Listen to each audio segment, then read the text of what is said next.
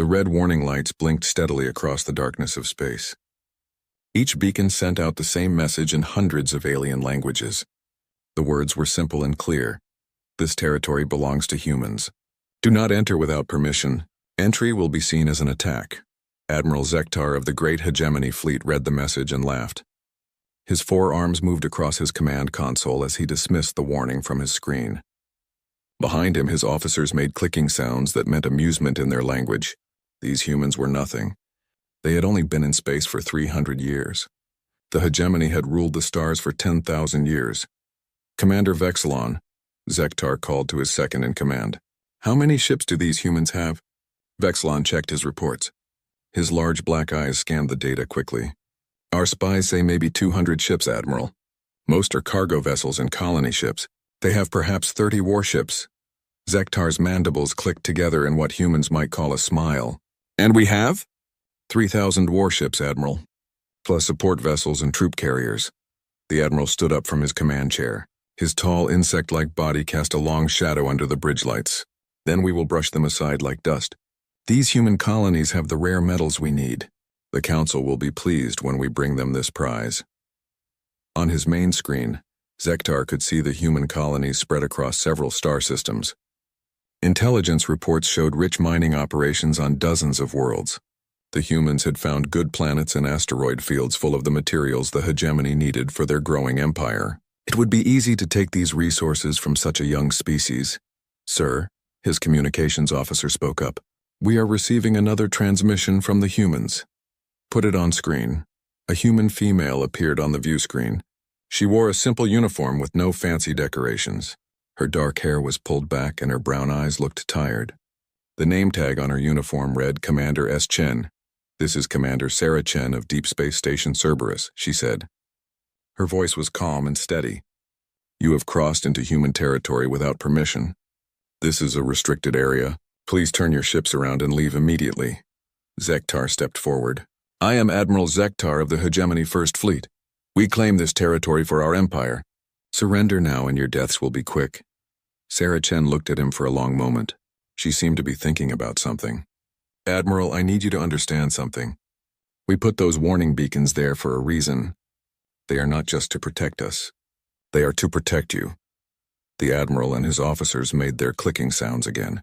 Protect us from what? Your tiny fleet? From making a mistake you cannot undo, Chen replied. Turn around now. This is your last chance.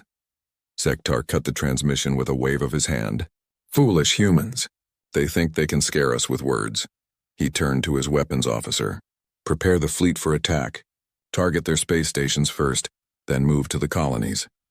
Across the bridge, his officers began preparing for battle. Energy weapons powered up. Shield generators hummed to life. The massive hegemony fleet began moving forward like a dark cloud of death. From her command center on Deep Space Station Cerberus, Sarah Chen watched the alien fleet advance. Around her, human officers worked quietly at their stations. No one seemed panicked or afraid. They had been expecting this day for a long time. Ma'am, her tactical officer reported, the alien fleet has crossed the final boundary marker. All ships are now inside the protected zone. Chen nodded slowly. She had hoped it would not come to this. For 50 years, humans had been placing those warning beacons, not because they were afraid of other species, but because they knew what would happen if someone ignored the warnings. She opened a communication channel to Earth Command. This is Cerberus Station. We have a full invasion force in Sector 7, requesting authorization for Protocol 7. The reply came back immediately. Authorization granted. Execute Protocol 7. Chen took a deep breath. She had never hoped to use these words. All stations, all ships, all defensive systems. This is Commander Chen. Protocol 7 is now active. Repeat, Protocol 7 is active. Across human space, things began to wake up. Things that had been waiting in the darkness between the stars. Things that had been built in secret over many decades. Things that the galaxy had never seen before. On the bridge of his flagship, Admiral Zektar felt confident. His fleet was the largest military force in this part of the galaxy. His weapons could destroy planets. His shields could stop any attack these primitive humans might try. Admiral, his sensor officer called out. I am detecting some unusual energy readings. What kind of readings? I am not sure, sir. The patterns do not match anything in our databases. Zektar was not worried. Humans had only been in space for 3 centuries. What could they possibly have that the hegemony had not seen before? His first mistake was thinking that 3 centuries was a short time.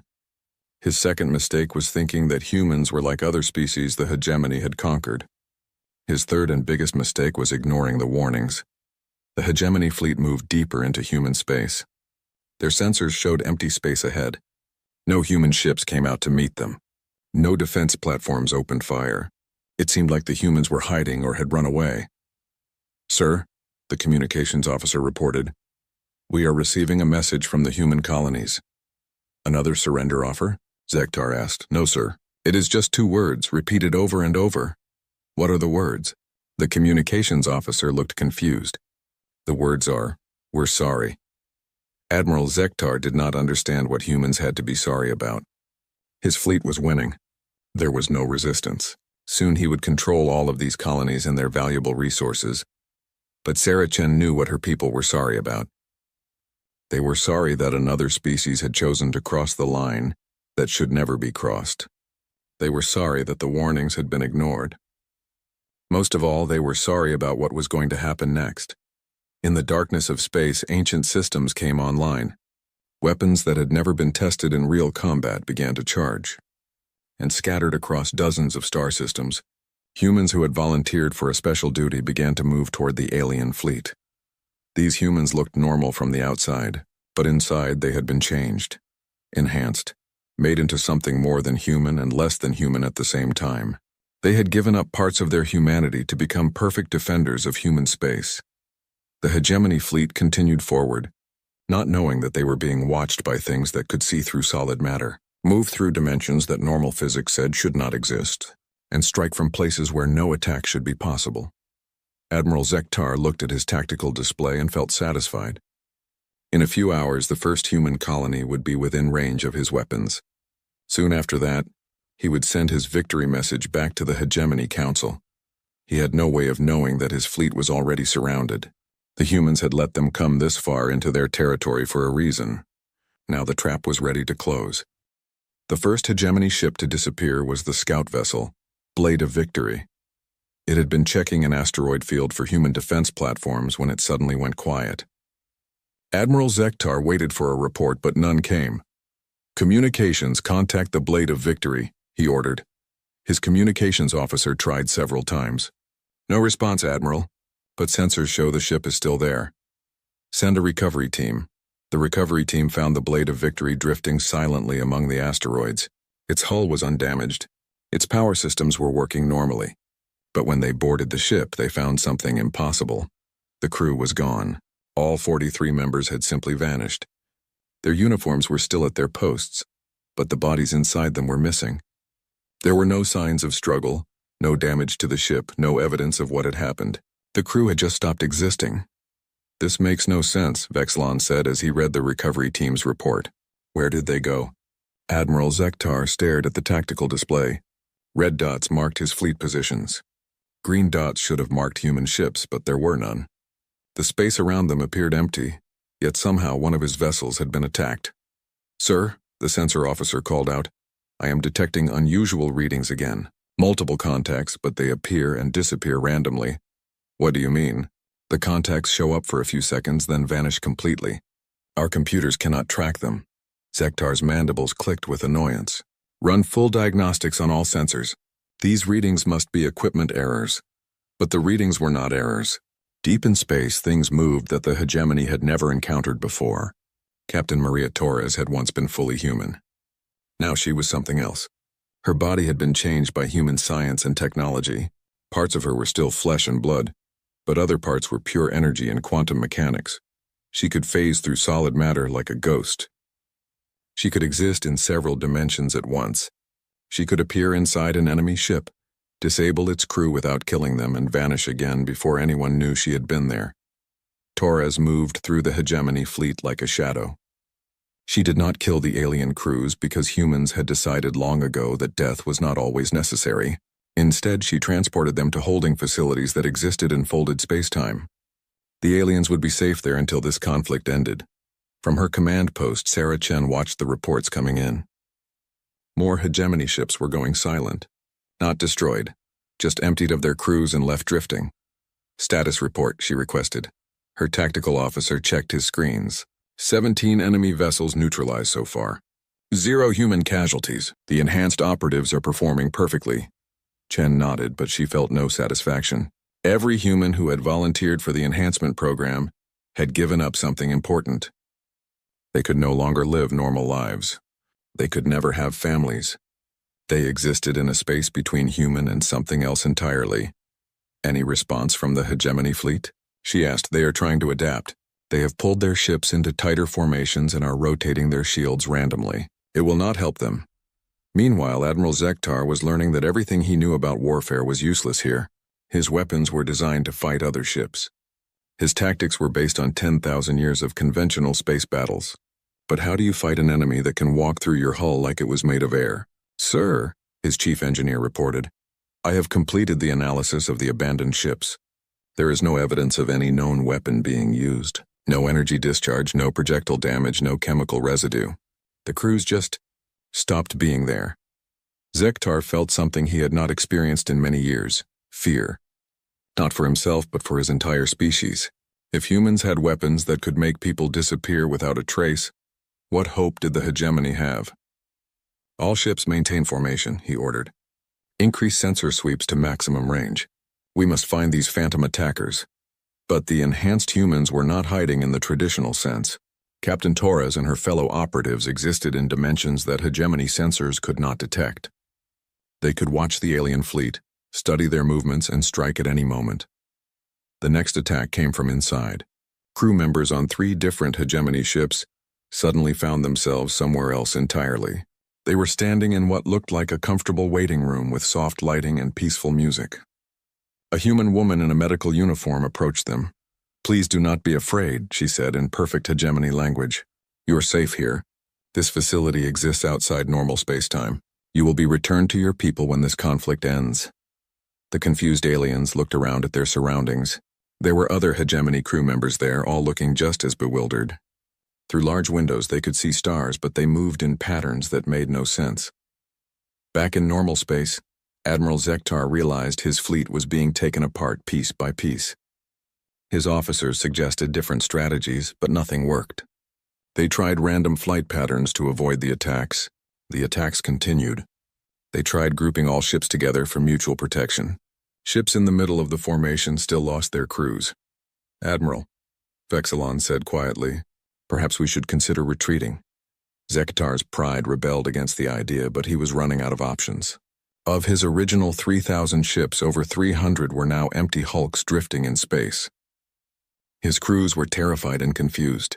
Morale was falling rapidly.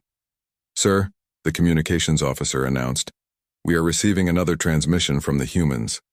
Sarah Chen appeared on the screen again. She looked as calm and tired as before, but there was something different in her eyes now, something that made Zektar's skin crawl.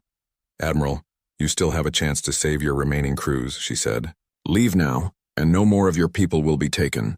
Continue this attack and we will defend ourselves by any means necessary. What have you done with my missing crews? Zektar demanded. They are safe and unharmed. They are being held in secure facilities until you decide to end this invasion. We take no pleasure in this conflict, Admiral. We warned you what would happen if you entered our space. You cannot defeat the entire hegemony fleet with these ghost tricks. Sarah Chen was quiet for a moment. Admiral, you have seen only a tiny fraction of what we are capable of. The operatives currently neutralizing your ships are just our first line of defense. If you force us to escalate further, you will encounter systems that make our enhanced humans look primitive. She paused, letting that sink in. We spent 300 years preparing for this day. We hoped it would never come, but we were ready. Every human colony has defenses you cannot imagine. Every asteroid in our space can become a weapon. Every peaceful research station can transform into something that will give your people nightmares for generations. The transmission ended, leaving Admiral Zektar staring at a blank screen. Around him, his officers waited for orders, but he had no idea what to command. How do you fight an enemy that could reach inside your ships and take your crew without leaving any evidence they had ever been there? Captain Torres materialized briefly on the bridge of another hegemony vessel. The alien crew saw her for just a moment. a human figure that seemed to be made partly of light and partly of shadow. Then she was gone, and so were 15 members of the bridge crew. The remaining aliens stared at the empty stations where their crewmates had been sitting just seconds before. Some of them began to pray to their ancient gods. Others simply stood in shock, unable to process what they had witnessed. In the space between dimensions, Torres felt a familiar sadness. She had been human once. She had dreams and hopes and a family she loved. Now she was a weapon designed to protect humanity from threats too dangerous for normal soldiers to handle. Each time she used her abilities, she became a little less human and a little more something else. But she accepted this price because it meant other humans could live normal lives, safe from the horrors of galactic warfare. The hegemony fleet continued to shrink as more ships were emptied of their crews. Admiral Zektar realized with growing horror that his mighty armada was being destroyed without a single shot being fired. Admiral Zektar made a desperate decision. If these humans wanted to play games with phantom attackers, he would show them the true power of hegemony weapons. He ordered his remaining ships to target the nearest human colony and prepare for orbital bombardment. All vessels, focus fire on Colony Delta 7, he commanded. Maximum power. Turn that world into ash. 800 plasma cannons fired at once. The combined energy blast could have destroyed a small moon. Zektar watched his tactical display as the massive wave of destruction raced toward the human colony. Then something impossible happened. The energy blast struck an invisible barrier around the planet and bounced back. Not absorbed, not dispersed. Bounced back like light hitting a mirror. The reflected plasma wave doubled in intensity and speed as it returned toward the hegemony fleet. Evasive maneuvers, Zektar screamed, but it was too late.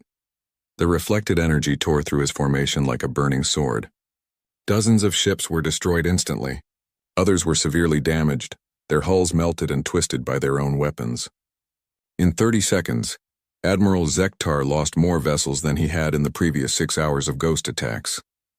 On Colony Delta 7, Director James Walsh watched from his office window as the energy barrier around his world flickered briefly, before disappearing again. The colonists below went about their daily work, unaware that their planet had just survived an attack that should have killed every living thing on its surface. Barrier holding at 96% efficiency, his chief engineer reported. The reflection amplifiers worked perfectly. Enemy energy returned at 203% original strength. Walsh nodded grimly. The colonists thought they were living on a peaceful farming world. They had no idea their planet was surrounded by the most advanced defensive technology humans had ever created. Every human colony looked normal on the surface, but underneath lay weapons and shields that could protect entire star systems. Admiral Zektar stared at his decimated fleet in disbelief. How did they do that? His science officer, one of the few who had survived the reflected energy blast, checked his instruments with shaking hands. Sir, the energy signatures suggest the humans have developed some form of quantum mirror technology. They can redirect kinetic and energy attacks back at the source with amplified force. What about projectile weapons, missiles, kinetic bombardment? Sir, with respect, I recommend we consider immediate withdrawal. These humans have clearly been preparing for large-scale warfare far longer than our intelligence suggested.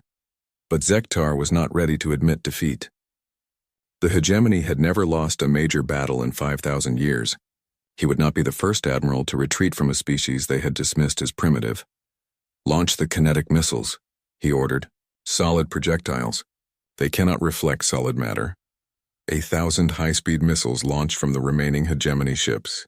Each one was designed to punch through planetary shields and create massive craters. Together, they carried enough destructive force to crack a planet's crust.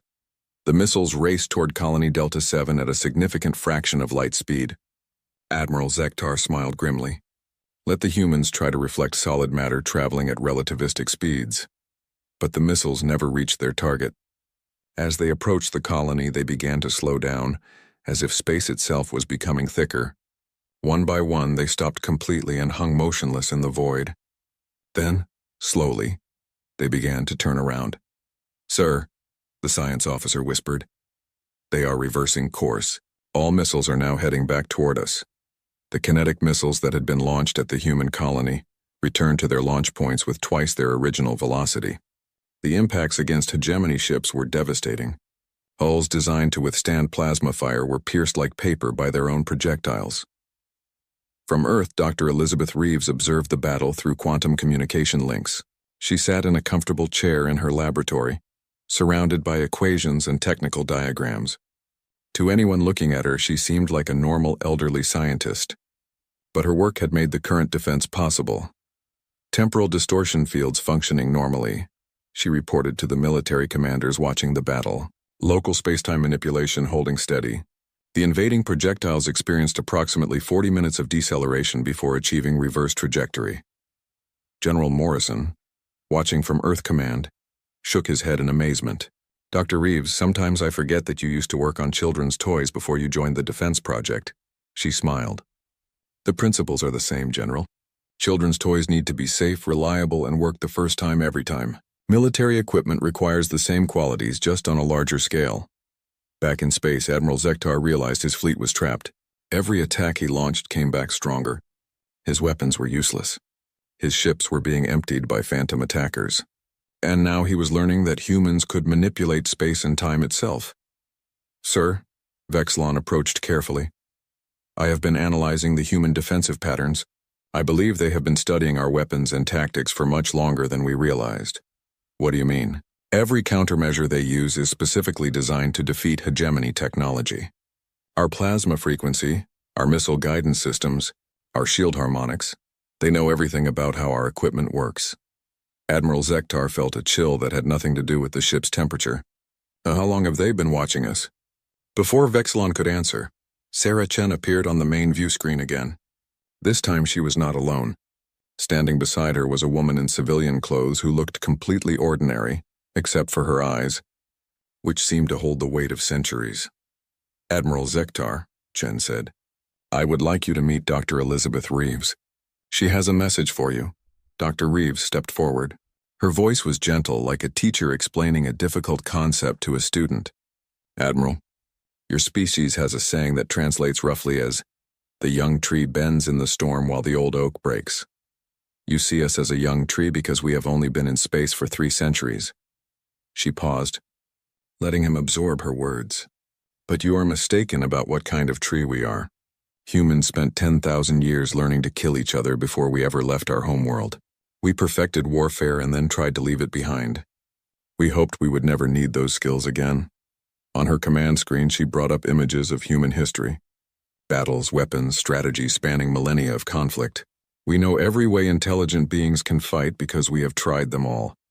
We know every weakness in military thinking because we have exploited them all. War is not something we learned from other species, Admiral. It is something we mastered long before we met you. Admiral Zektar stared at the images flowing across his screen. Humans fighting with primitive weapons, then more advanced ones. Then weapons that looked almost alien in their sophistication. The scale of conflict was staggering. His own species had fought wars, but nothing like what he was seeing. When we entered space, Dr. Reeves continued, we made a promise to ourselves. We would never be the aggressors. We would explore, learn, and try to build peaceful relationships with other species. But we also promised that if anyone forced war upon us, we would be ready. She gestured to something off-screen, and new images appeared. Human colonies that looked peaceful and normal from above, but cross-sections showed vast underground complexes filled with weapons and defensive systems. For 300 years, we have been preparing for this day. Every human child learns basic military tactics alongside reading and mathematics. Every colony ship carries enough defensive equipment to protect a star system. Every research station can become a fortress within minutes. Admiral Zektar's remaining ships detected new energy signatures all around them.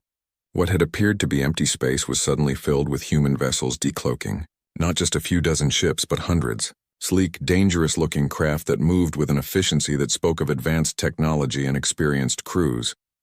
This is impossible, he whispered. Our intelligence said you had less than 50 combat vessels. Sarah Chen spoke up. Your intelligence was looking at our regular fleet. These are our reserve forces. Every human colony has been building and maintaining its own defense ships for generations. What you are seeing now is just a fraction of our total military capability. The human ships that surrounded the hegemony fleet were unlike anything the aliens had encountered. They moved in perfect coordination, as if controlled by a single mind. Their weapons remained powered down, but the threat was clear. Dr. Reeves continued her explanation. We also want you to understand something else, Admiral. The defensive systems you have encountered so far are not our most advanced technology. They are what we consider acceptable to use against a conventional invasion force. She paused, and her expression became very serious. If you force us to escalate beyond conventional defense, you will encounter systems that your species is not prepared to understand. We have weapons that exist outside normal physics. We have defenses that operate in dimensions your science does not know exist. We have capabilities that would be considered impossible by any known laws of nature. Admiral Zektar looked around at his remaining officers. Many of them were staring at their instruments in shock. The readings they were getting from Admiral Zektar made the only choice left to him. All ships, full retreat. Return to hegemony space immediately.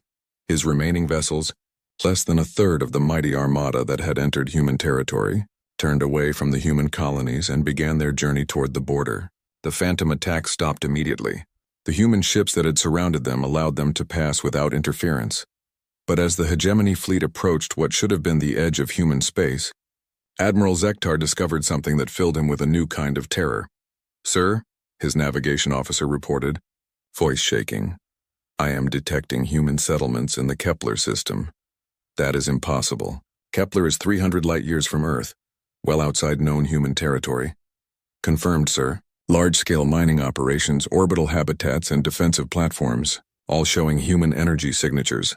Admiral Zektar pulled up a galactic map on his main screen. The Kepler system was marked as unexplored territory, far from any known human colonies. Yet his sensors clearly showed human activity there. Check the Vega system, he ordered. Human settlements there as well, sir. Also detecting human activity in the Wolf system, the Centauri cluster, and... The navigation officer paused, his voice becoming even more frightened. Sir, I am finding human presence in over 40 star systems that our charts show as empty space. The horrible truth began to dawn on Admiral Zektar. The border his fleet had crossed was not the edge of human territory. It was just the beginning. Humanity had been quietly expanding across the galaxy for centuries, seeding space with colonies, research stations, and defensive outposts that appeared on no alien star charts. Sir, his communications officer announced, we are receiving a transmission from the Arcturus system. Arcturus. That system is supposed to be uninhabitable. The transmission is coming from Arcturus Station, sir. It appears to be a human facility. The image that appeared on screen showed a massive space station orbiting a star that was supposed to be too hostile for any permanent structures. The station looked like it had been there for decades, maybe centuries. A human man in a simple work uniform appeared on the communication screen. This is Station Commander Rodriguez of Arcturus Deep Space Research. Welcome to human space, Admiral Zektar. We have been monitoring your retreat and wanted to make sure you were not experiencing any navigation difficulties. Admiral Zektar stared at the human in confusion. How long has that station been there? About 150 years, sir. We are primarily a research facility, but we also serve as a way station for deep space exploration missions. Can we offer any assistance with your journey home? The Admiral cut the transmission and turned to his officers. How many human settlements are out there? How far does their territory really extend? His intelligence officer, working frantically at his console, looked up with a pale expression. Sir, based on what we are detecting, human presence extends across at least 200 star systems. Many of these installations appear to have been in place for over a century. Admiral Zektar felt the universe shifting around him. Everything the hegemony thought they knew about humans was wrong. They were not a young, limited species clinging to a few worlds around their home star. They were a vast, established civilization that had been quietly expanding across the galaxy, while other species focused on the small cluster of colonies around Earth. Sir, Vexilon approached with a data pad. I have been analyzing our star charts against the human settlements we are detecting. It appears that many systems we classified as neutral or unexplored have actually been under human influence for decades. What do you mean? The trade routes we use to supply our outer colonies pass through at least 12 systems with hidden human presence. The asteroid mining fields that supply our construction projects are located in areas where humans have established monitoring stations. And Sir, Vexilon hesitated. What? The supposedly neutral refueling depot at Tau Ceti. that our fleet uses regularly appears to be a human-operated facility. We have been buying fuel and supplies from humans for the past 50 years without realizing it. Admiral Zektar sat down heavily in his command chair. The hegemony military planners had based their invasion strategy on the assumption that humans controlled a small, easily conquered territory. Instead, they had attacked a species that had quietly integrated itself into the fabric of galactic civilization. As his fleet continued its retreat, more evidence of human presence became apparent. Long-range sensors detected human observation posts in nebulae that were supposedly too dangerous to explore. Communication arrays hidden in asteroid fields. Automated mining platforms and systems that appeared empty on hegemony charts. "Sir," the communications officer reported, "we are receiving a priority message from Hegemony Command." Admiral Zektar accepted the communication, expecting orders or reinforcements. Instead, he saw the face of Supreme Commander Thexran, the highest military authority in the hegemony.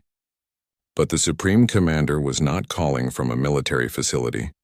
He was sitting in what appeared to be a comfortable office with unfamiliar decorations in the background.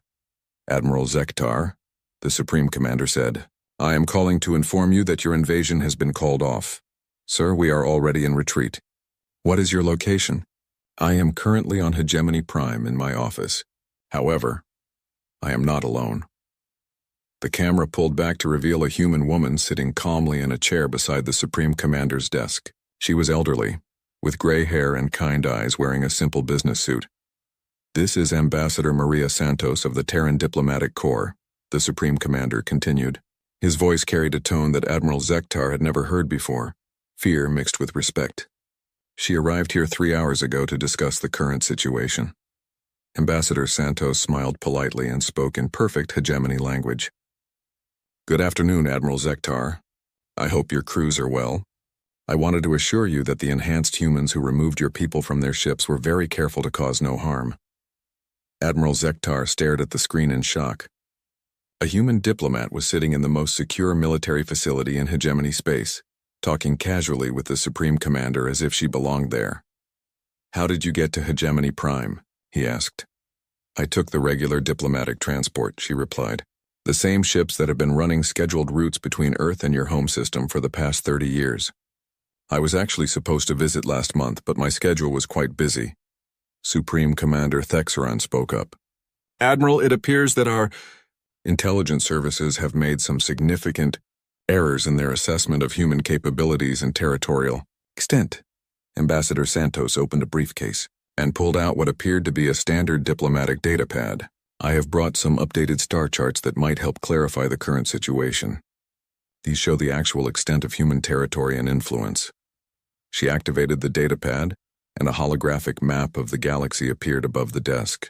Admiral Zektar watched in horror as vast sections of space lit up in blue, indicating human presence.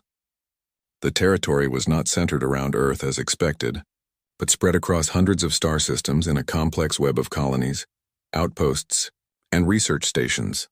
"As you can see," Ambassador Santos explained, "human civilization extends considerably farther than your charts indicated. We have been quietly establishing a presence in many systems over the past 3 centuries, always being careful not to interfere with other species' territorial claims." Admiral Zektar noticed something else on the map that made his blood run cold. Several systems marked as major hegemony military bases were surrounded by human installations, not openly hostile but positioned to observe everything that happened in those regions. "You have been watching us," he realized. "We have been watching everyone," Ambassador Santos admitted. "When you enter a galaxy full of unknown species, it is wise to learn as much as possible about your neighbors. We have maintained observation posts near most major civilizations for over a century." Supreme Commander Thexran looked uncomfortable.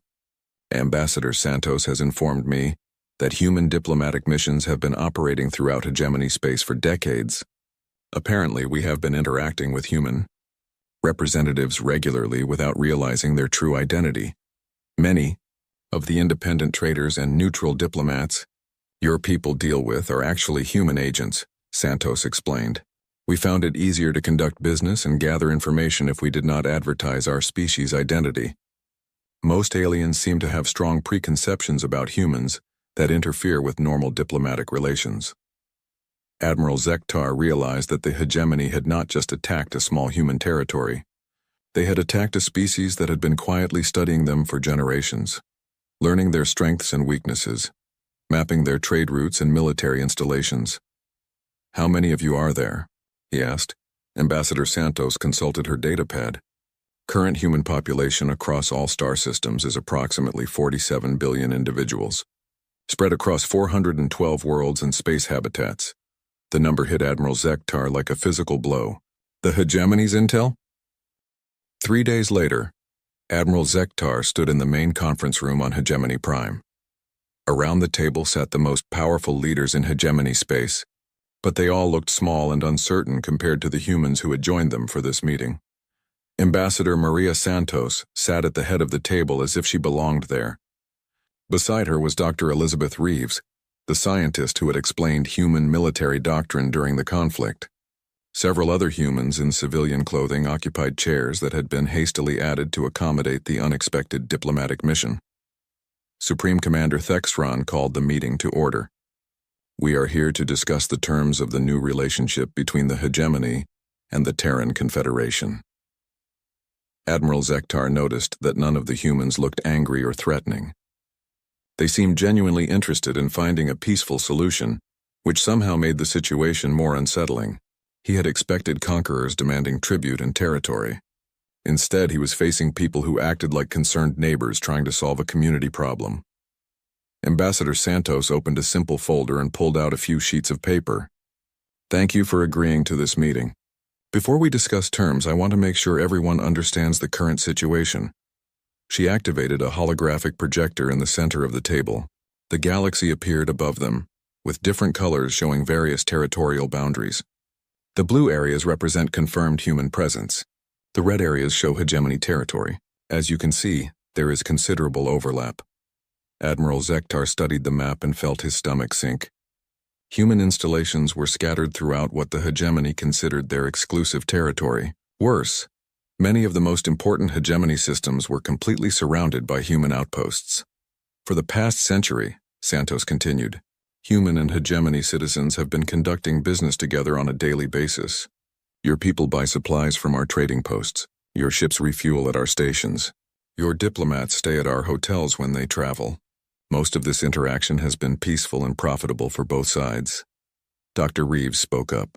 "We estimate that approximately 30% of the hegemony's deep space logistics are currently dependent on human-operated facilities. Cutting off that relationship would cause serious supply problems for your outer colonies." Supreme Commander Thexron looked around the table at his fellow officers. "What exactly are you proposing?" Ambassador Santos smiled. "We are proposing that we continue exactly what we have been doing for the past century. The only difference is that now you know who you have been dealing with." She pulled out another document. "These are the formal terms. First, the hegemony will permanently end all aggressive military actions against any human territory or installation. Second, current trade relationships will continue under formal agreements rather than unofficial arrangements. Third, human observation posts in hegemony space will be officially recognized as diplomatic facilities." Admiral Zektar found his voice. "What about our missing crews? What about the ships you disabled?" "All crew members will be returned unharmed within the next 48 hours, Santos replied. "They are currently being held in temporal stasis facilities, so no time will have passed for them. As far as your people are concerned, they will have been unconscious for a few minutes. And the ships will be repaired and returned to full operational status. Our engineering teams are already working on the damaged vessels." Supreme Commander Thexron looked confused. "I do not understand. You defeated our invasion fleet. You could demand tribute, territory, anything you wanted. Why are you offering such generous terms?" Dr. Reeves answered. "Because we never wanted to be conquerors. We wanted to be left alone to explore the galaxy and build peaceful relationships with other species. You forced us to reveal capabilities we hoped we would never need to use." She gestured to the holographic map. "Every blue dot on this display represents humans who chose to live far from Earth, often in dangerous or difficult conditions, because they believed the galaxy was big enough for all species to find their place. We do not want to rule over others. We just want to make sure no one tries to rule over us." Ambassador Santos leaned forward. "However, we do have some additional requirements that extend beyond the hegemony. What kind of requirements? Santos activated her data pad, and the galactic map changed to show several other species' territories. Some areas began flashing red.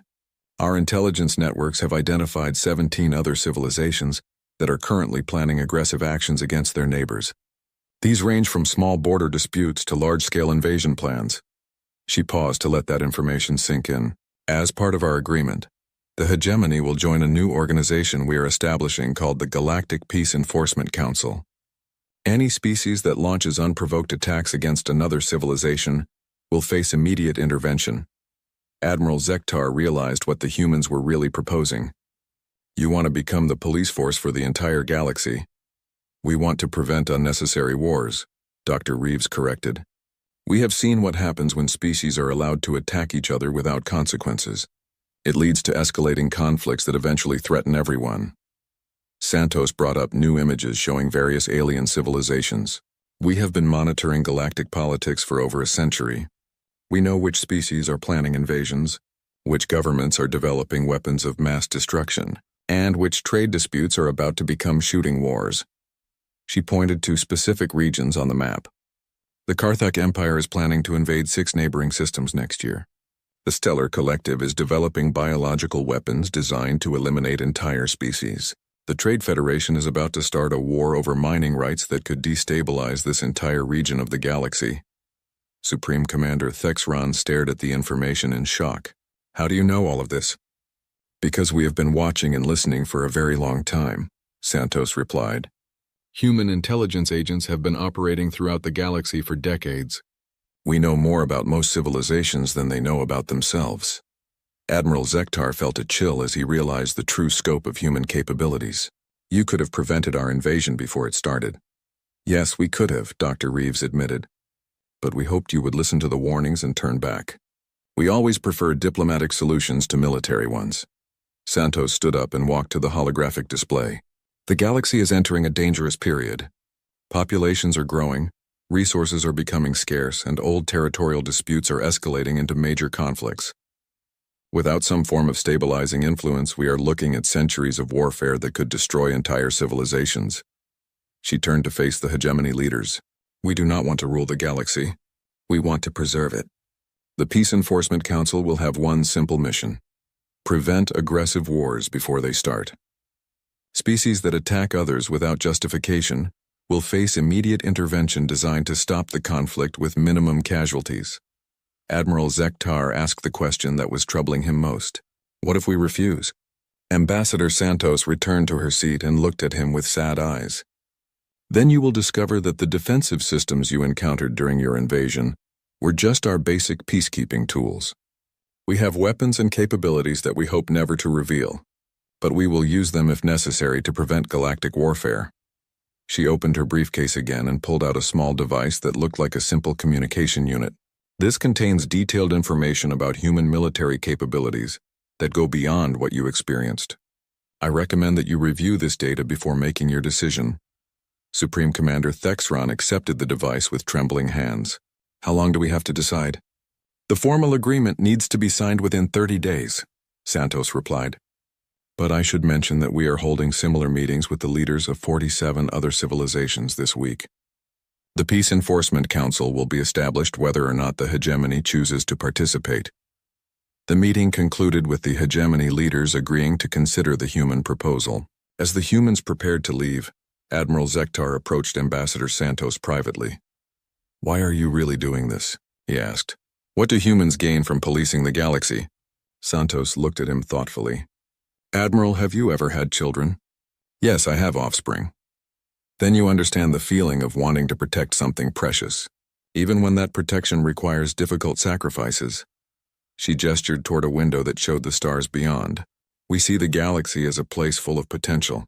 Thousands of species, each with unique knowledge and perspectives. Each civilization could contribute something valuable to the whole. She paused, choosing her words carefully.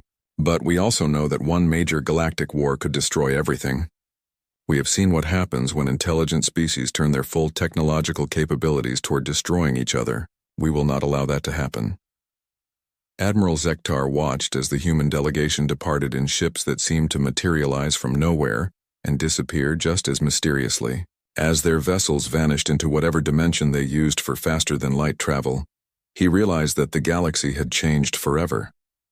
The age of unrestricted territorial expansion was over,